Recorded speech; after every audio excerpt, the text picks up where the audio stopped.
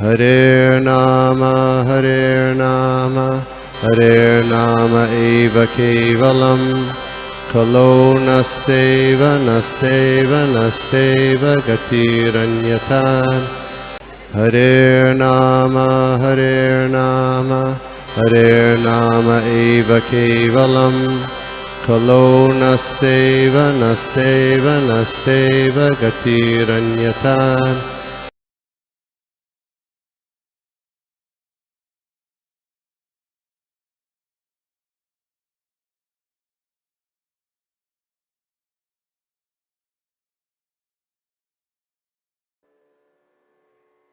भागवतम के लिए आए हैं, तो फर्स्ट टाइम हम उनसे भागवतम सुनेंगे। तो प्रभु जी का इंट्रोडक्शन हम कई बार देख चुके हैं। प्रभु जी बहुत अच्छे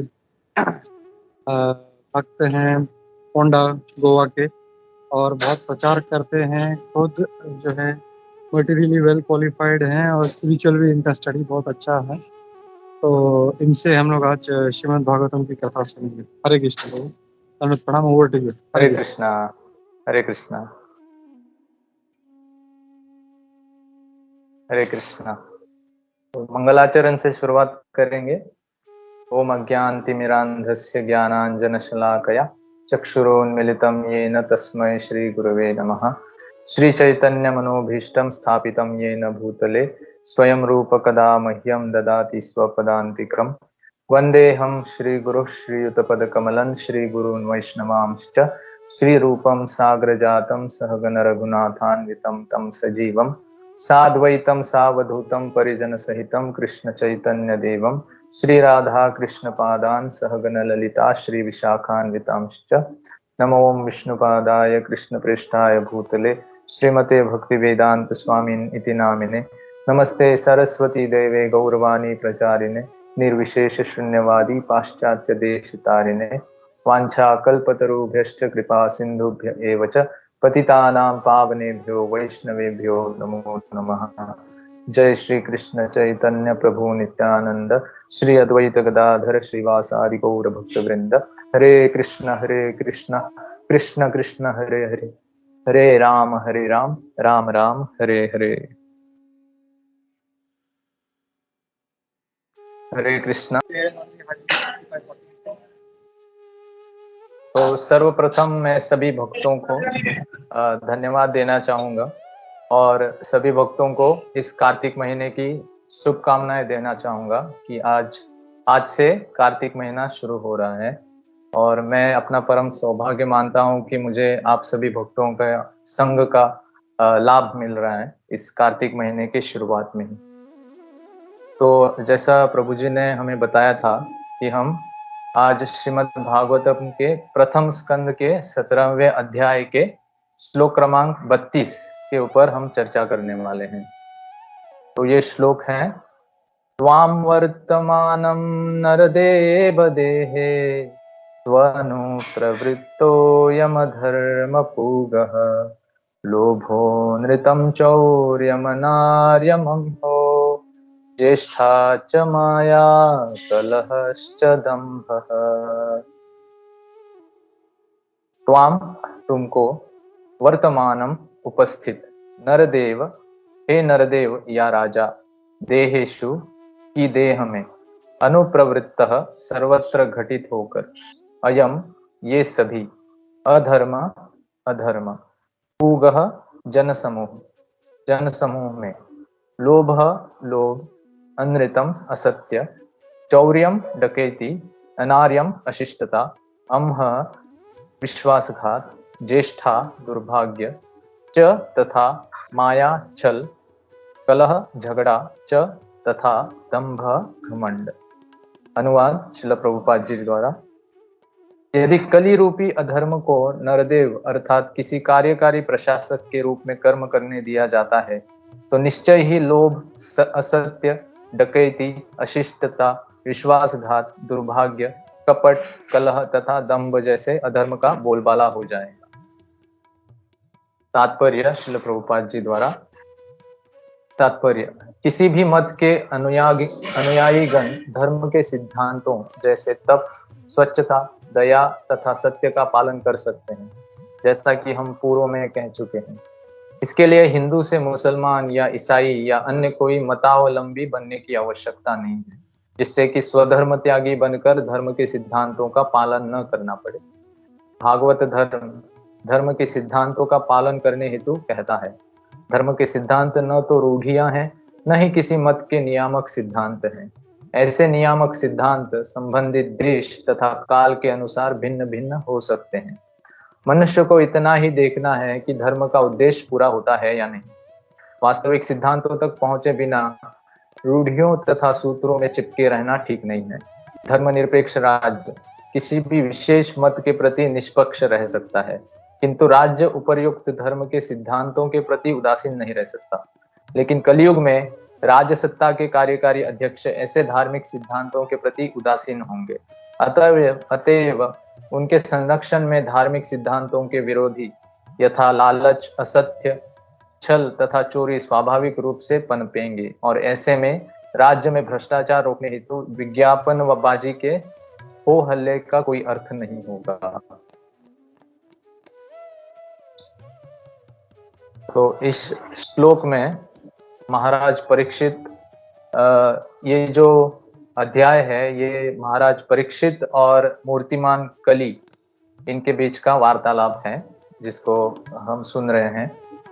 तो इस श्लोक में राजा परीक्षित अपने सोच रहे हैं कि अगर मैं इस कली को अब छोड़ देता हूं तो ये कली सबके ऊपर अपना प्रभाव डालेगा, और उससे क्या हो जाएगा कि जो समाज है उसमें दुर्भाग्य, कपट, कलह, विश्वासघात ऐसे सारे जो अवगुण हैं उनका बोलबाला हो जाएगा। तो हुआ यह था कि महाराज परीक्षित एक बार पर्यटन करने निकले थे, और जब एक जगह पे वे जब आए तो उन्होंने देखा कि एक शूद्र राजा की वेशभूषा पहने हुआ है, और उसके निकट ही एक गाय और एक बैल था, और इन दोनों को ये शूद्र जो कि राजा के वेशभूषा में था वो बहुत ही कष्ट दे रहा था। तो यह दृश्य देख के परीक्षित महाराज को बहुत आश्चर्य हो जाता है कि मेरे राज्य में ऐसा कैसे हो सकता है। गाय को हम इतना पूजते हैं, उनको हम माता बोलते हैं, बैल को हम पिता बोलते हैं, और मेरे राज्य में ऐसा कैसे हो सकता है। तो परीक्षित महाराज को बड़ा ही गुस्सा आया इस शूद्र के ऊपर। तो वह शूद्र को जाके पूछते हैं कि कौन हो तुम तो शूद्र लग रहे हो, तुमने ऐसी वेशभूषा क्यों की है, और तुम क्यों इन्हें कष्ट दे रहे हो। तुमने इन्हें कष्ट दिया है तो तुम्हें अब मैं मृत्यु दंड दूंगा। तो फिर वे गाय और बैल की तरफ देखते हुए बैल को पूछते हैं कि आप कौन हो और आपकी यह दशा किसने की है। तो फिर बैल जवाब देता है कि हम जो भी होता है इस जगत में वो भगवान की इच्छा से ही होता है। तो यह निश्चित कर पाना मुश्किल है कि किस वजह से हमारी यह दशा हो रही है।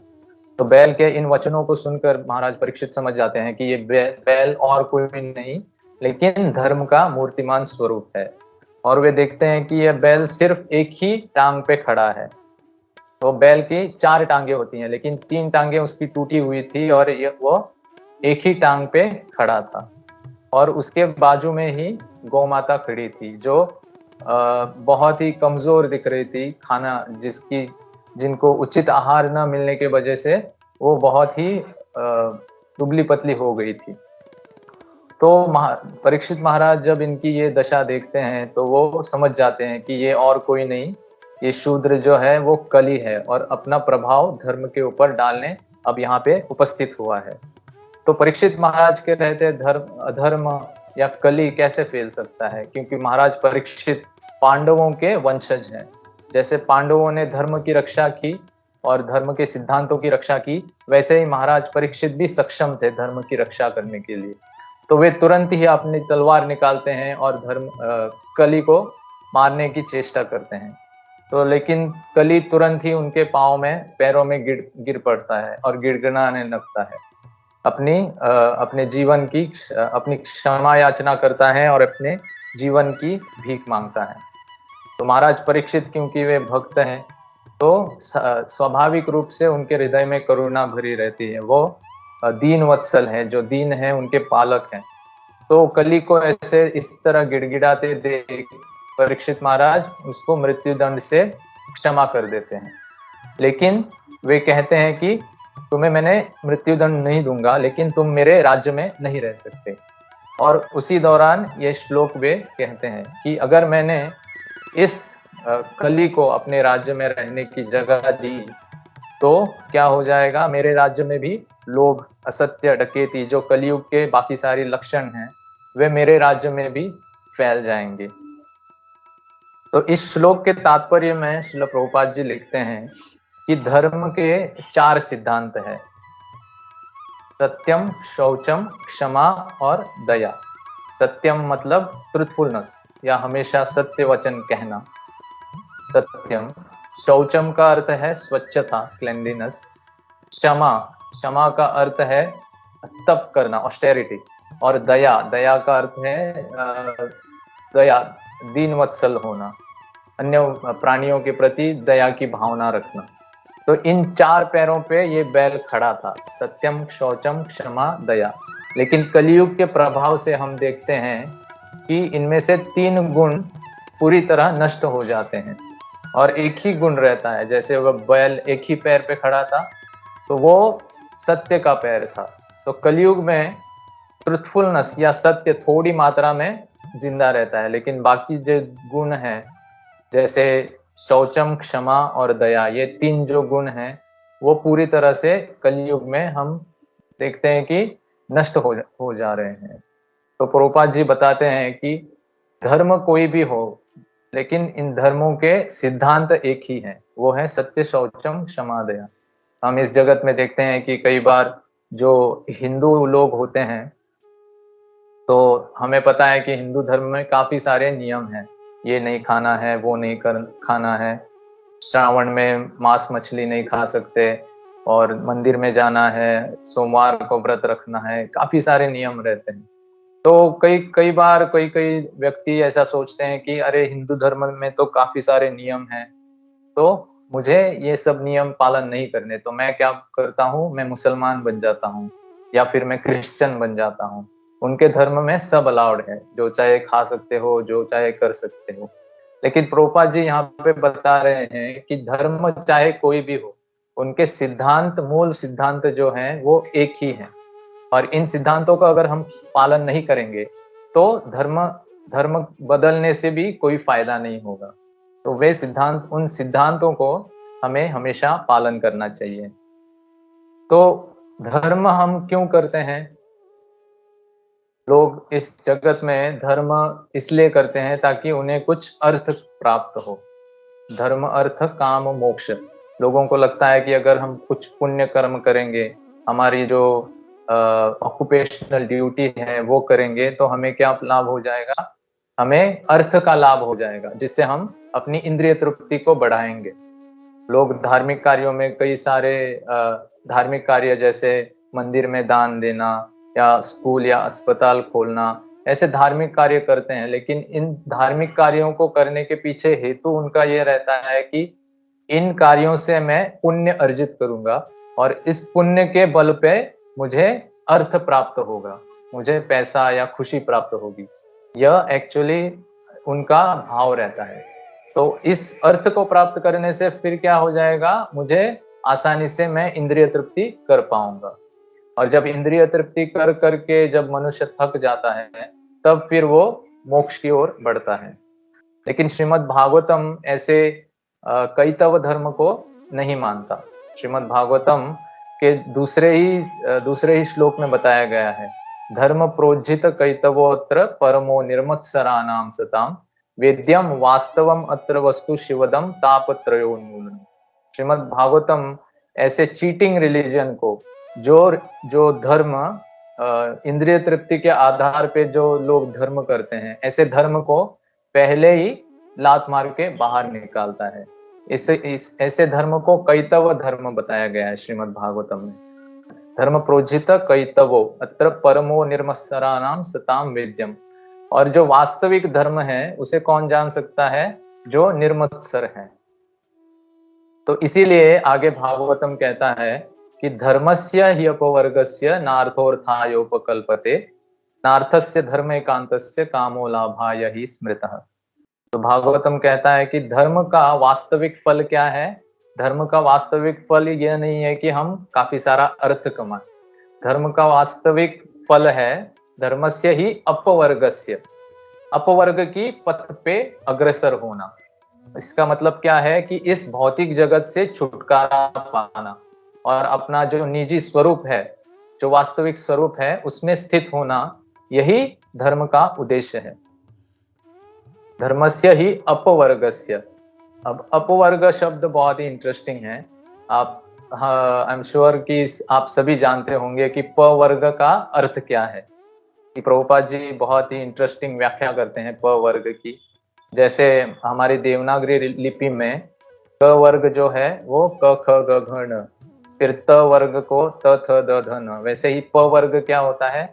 प फ ब भ और म। तो प्रभुपाद जी प फ ब भ म की व्याख्या बहुत ही इंटरेस्टिंग तरीके से करते हैं। वे बोलते हैं कि प से होता है परिश्रम। इस जगत में लोग काफी सारा परिश्रम करते हैं, 8-8, 10-10, 12-12 घंटे काम करते हैं, फर्स्ट सेकंड थर्ड शिफ्ट में काम करते हैं। और क्यों करते हैं? क्योंकि थोड़ा सा कुछ अर्थ कमाने के लिए। आप अगर मुंबई की लोकल ट्रेन्स में देखेंगे तो कल ही मैं एक यूट्यूब वीडियो देख रहा था, उसमें दिखा रहे थे कि कितनी भीड़ रहती है। लोग प्रैक्टिकली लटकते हैं बाहर, लोकल ट्रेन्स के बाहर। सुबह जाते हैं, शाम को आते हैं, थोड़ी सी नींद होती है, अच्छे से खाना नहीं होता, लेकिन हर दिन उनका ऐसे बीतता है, 10-10, 12-12 घंटा काम करके।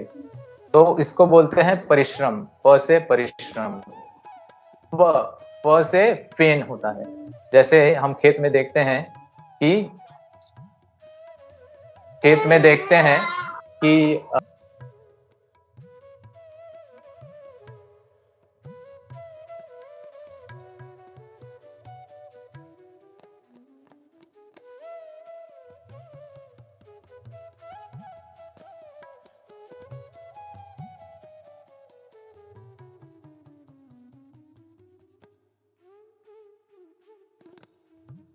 कृपया क्षमा कर दीजिए, थोड़ा नेटवर्क का इशू के कारण मुझे डिस्कनेक्ट होना पड़ा था। तो हम डिस्कस कर रहे थे कि प से परिश्रम और फ से फेन। जैसे एक बैल जब खेत में काम करता है तो उसके मुंह से फेन आता है, तो उसी प्रकार परिश्रम करने के कारण हम आदमियों के मुंह से फेन तो नहीं निकलता, लेकिन परिश्रम वैसा ही होता है जैसे एक बैल खेत में परिश्रम करता है। प फ ब। और इस परिश्रम करने के कारण हम कुछ अच्छे कर्म करते हैं, कुछ बुरे कर्म करते हैं, और इन अच्छे और बुरे कर्मों के बीच हम बंधन में फंस जाते हैं। तो अच्छे कर्म भी करते हैं तो भी उसका फल भोगने के लिए हमें वापस जन्म लेना पड़ता है, और जब बुरे कर्म करते हैं तो भी उसका फल भोगने के लिए वापस जन्म मृत्यु के चक्र में फंसना पड़ता है। तो इसे कहते हैं बंधन, प फ ब। और उसके बाद आता है भ। भय, भ से है भय। हमेशा भय की स्थिति में रहते हैं कि कहीं मेरी नौकरी ना छूट जाए, कहीं मुझे कोई रोग ना हो जाए, कहीं मेरा जो धन है उसे कोई हथिया ना ले। तो हमेशा यह भय लगा रहता है। और अंत में आता है प फ ब भ म। और इस प्रकार अपना जीवन बिताते बिताते एक दिन वह व्यक्ति मर जाता है, मृत्यु उसको अपने वश में कर लेती है। तो इसको बोलते हैं प वर्ग। और ये भौतिक जगत का जो नेचर है वह है प वर्ग। यहाँ पे हमेशा हमें तकलीफ झेलनी पड़ती है। लेकिन भागवत कहता है धर्मस्य ही अपवर्गस्य।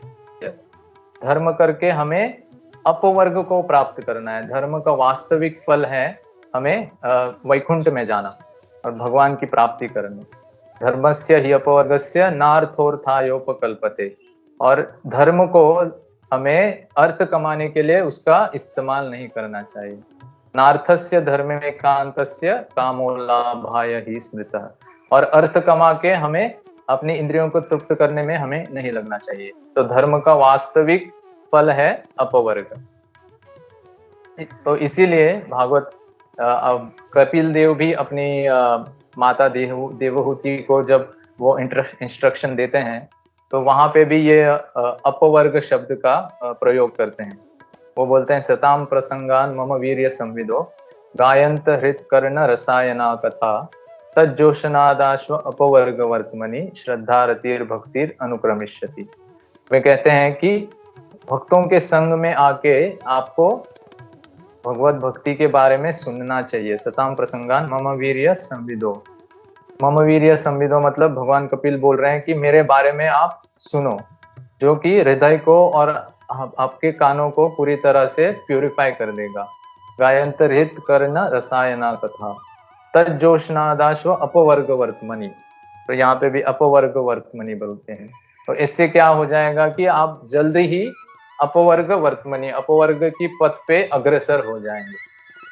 तो इसीलिए हमें चाहिए कि हम भी भगवान के बारे में सुने और भक्ति में संलग्न हो, ताकि हम इस पवर्ग को छोड़ के अपवर्ग में प्रवेश करें। तो आगे भागवत कहता है कि धर्म का वास्तविक फल है अपवर्ग, और फिर कामस्य न इंद्रिय प्रीति लाभो जीवेत यावता जीवस्य तत्व जिज्ञासा नार्थो यश्चेह कर्म भी। वो बोलते हैं कि कामस्य न इंद्रिय प्रीति, अगर आपके पास कहीं से बहुत सारा धन है, बहुत सारी दौलत है, जायदाद है, तो उसका वास्तविक फल क्या है? कामस्य न इंद्रिय प्रीति। उसका वास्तविक फल ये नहीं है कि उसको हम अपनी इंद्रिय प्रीति, इंद्रियों के भोग में उसको संलग्न करें। उसका वास्तविक फल है कामस्य न इंद्रिय प्रीति लाभो जीवेत यावता, कि उसका वास्तविक फल है कि हम सिर्फ उसका उदर निर्वाह के लिए उसका इस्तेमाल करें। सिर्फ जी जाना ही उसका वास्तविक फल है।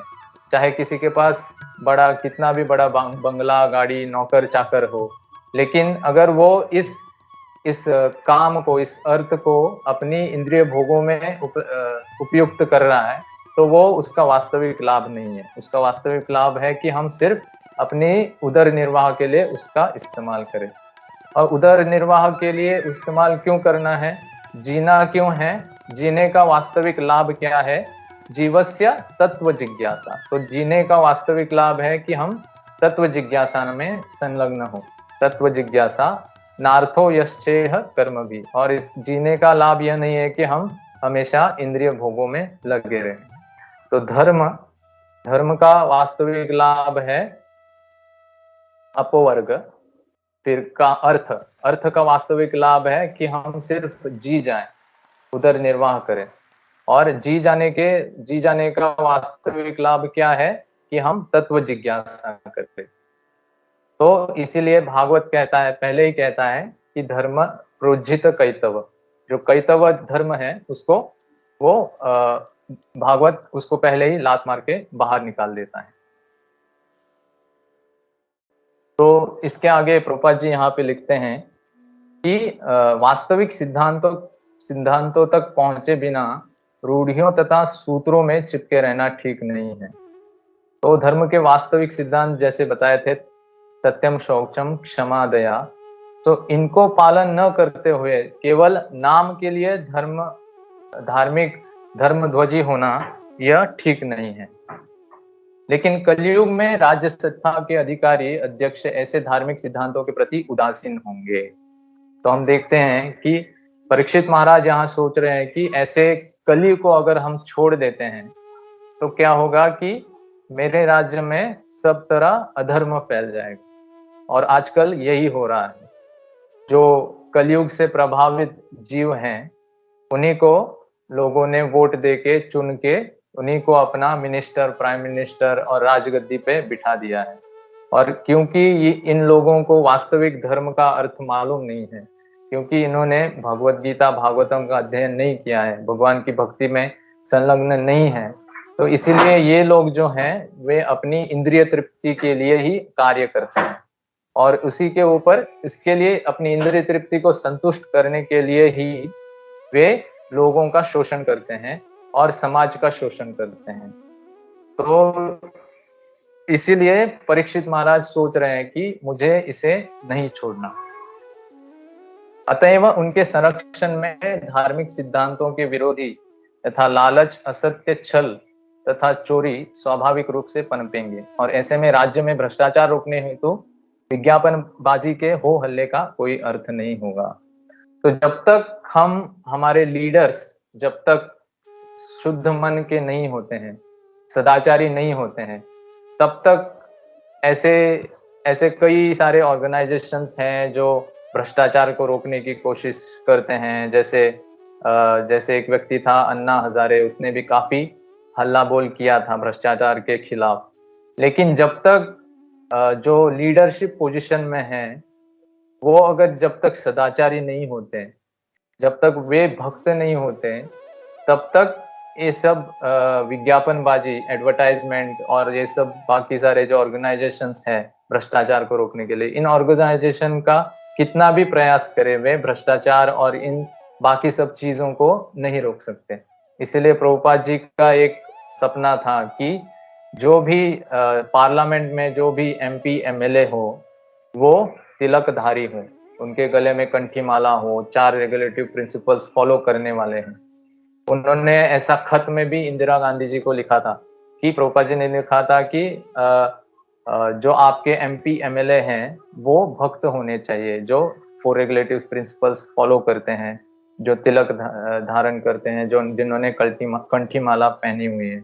अगर ऐसे लीडर्स अगर हम चुनेंगे तो तभी ये सब जो कली का प्रभाव है इससे हम बच सकते हैं।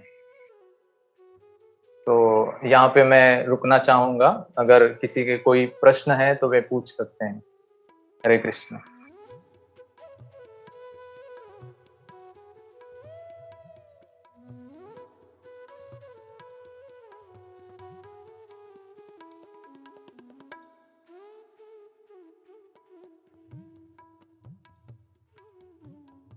अगर कोई प्रश्न नहीं है तो 2 मिनट के लिए, क्योंकि आज से कार्तिक महीना प्रारंभ हो रहा है, तो 2 मिनट के लिए अपनी शुद्धि के लिए मैं इसके बारे में कुछ कहना चाहूँगा। तो अब जो चतुर्मास का चौथा महीना, उसको हम कार्तिक महीने के रूप में मनाते हैं, और इन 4 महीनों में से सर्वोत्तम है कार्तिक महीना, क्योंकि यह महीना भगवान को अत्यंत प्रिय है। और इस महीने में भगवान की जितनी ज्यादा सेवा की जाए, भगवान उतने ज्यादा प्रसन्न हो जाते हैं। तो इस महीने में विशेष रूप से घी का दिया जला के भगवान को दिखाना, और भक्त अनेक वाउस लेते हैं, एक्स्ट्रा जपा करना, एक्स्ट्रा रीडिंग करना, एक्स्ट्रा हियरिंग करना, और भगवान की अलग अलग सेवाएं करना। तो क्योंकि ऐसा कहा गया है कि कार्तिक महीने में हम जो भी व्रत करते हैं उसका 1000 गुना फल हमें प्राप्त होता है। लेकिन भक्त की भावना यह नहीं रहती कि मुझे कुछ फल प्राप्त करना है। भक्त की भावना हमेशा यही रहती है कि क्योंकि भगवान को कार्तिक महीना प्रिय है, तो इसीलिए मुझे भी कार्तिक महीना बहुत प्रिय है, क्योंकि भगवान इससे खुश हो जाएंगे। यही भक्ति के पीछे की मोटिवेशन जो रहता है वो यही रहता है कि भगवान प्रसन्न हो जाएंगे। वो किसी लाभ के लिए इस महीने का पालन नहीं करते हैं, और यही भाव भक्तों का रहता है। तो मैं आप सभी से आशीर्वाद पाना चाहूंगा कि मैं भी इस कार्तिक महीने में भगवान की अच्छे से सेवा करूं, ज्यादा से ज्यादा जप करूं, रीडिंग करूं, हियरिंग करूं, और आप सभी को भी इस कार्तिक महीने की बहुत बहुत शुभकामनाएं। हरे कृष्ण।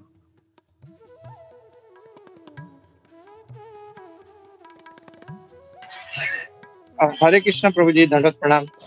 या थैंक यू सो मच प्रभु जी, thank you so much for wonderful class प्रभु।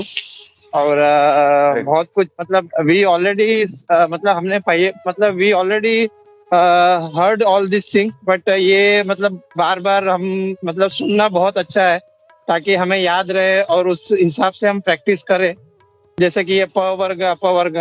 तो it was very nice Prabhu for your wonderful class. और ये जो कार्तिक मास के ऊपर भी आपने बताया प्रभु, तो थैंक यू सो मच प्रभु फॉर वंडरफुल सेशन ऑल्सो प्रभु। हरे कृष्णा प्रभु। हरे कृष्णा प्रभु। हरे कृष्णा माता। हरे कृष्णा प्रभु, बहुत ही सुंदर क्लास था, बहुत अच्छा क्लास आपने दिया प्रभु। से मेरा एक क्वेश्चन है कि मैंने सुना था कि कार्तिक मंथ तो 10th से चालू रहा है, तो आप और प्रभु आप भी आज का बता रहे ना, तो कैसे उड़द दाल का सुना था कि आज से, बट क्लास मतलब आई मीन जो कार्तिक मंथ का फास्टिंग का जो होता है वो कल से है कि आज से है? वैष्णव कैलेंडर के हिसाब से माताजी आज से प्रारंभ दिखा रहा है, क्योंकि कल तीसरे महीने का अंतिम दिन था और शरद पूर्णिमा के दिन से हम एक्चुअली कार्तिक महीने को मनाते हैं। तो इसके बारे में अधिक जानकारी मैं उपलब्ध करता हूँ, देखते हैं। Thank you Prabhu, Hare Krishna.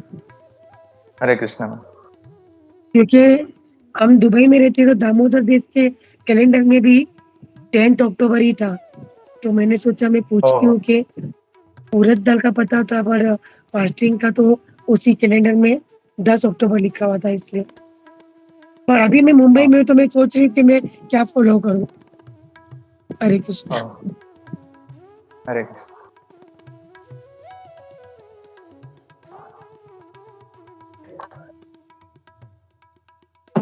Yes, Prabhu, we will start. Yeah, yes, Prabhu. Namaste Narasimhaya. Namaste Narasimhaya. Prahlada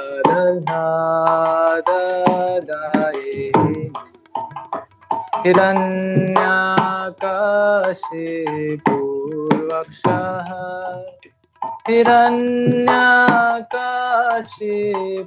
Hiranyakashipuर्वक्षः शिलटङ्कानखलये शिलटङ्कानखलये इतो नरसिंहा परतो नरसिंहा इतो नरसिंहा परतो नरसिंहा यतो यतो यामि ततो नरसिंहा यतो यतो यामि ततो नरसिंहा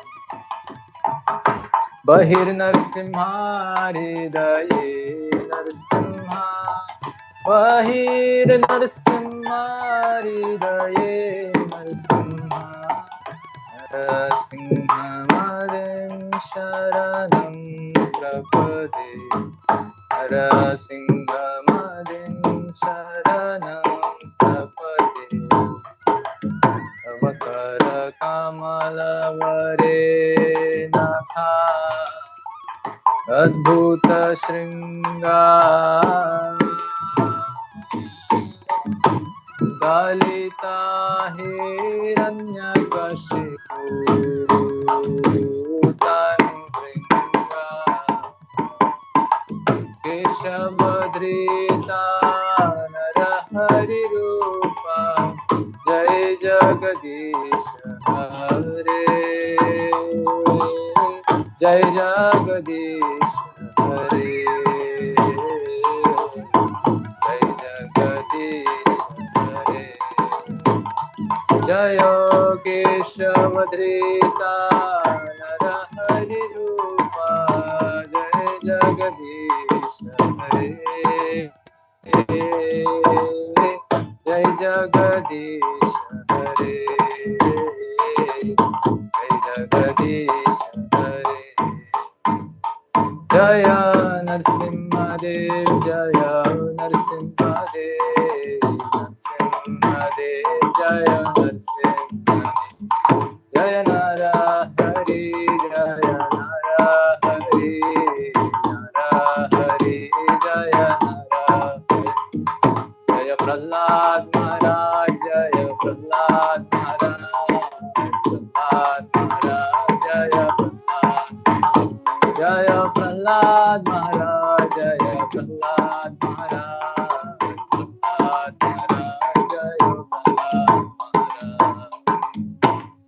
विघ्न विनाशक नरसिंहदेव भगवान की जय। भक्त शिरोमणि प्रहलाद महाराज की जय। हरे कृष्ण।